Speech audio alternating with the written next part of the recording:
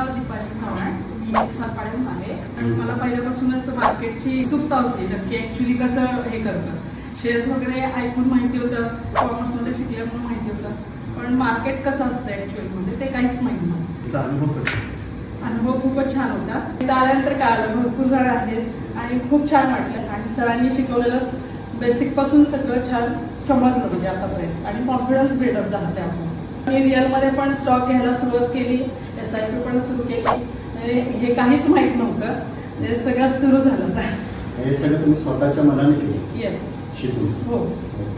Confidence आला तुम्हाला त्याच्या पुढे घेऊ शकाल? हो, कॉन्फिडन्स नक्कीच वाढला, बिल्डअप झाला. SIPs वगैरे सगळ्या चेक करून मी सुरुवात केली आहे.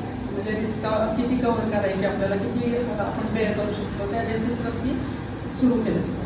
फायनान्शियल गोल्स अचीव्ह होतील असं वाटतं? हो, म्हणजे नक्कीच.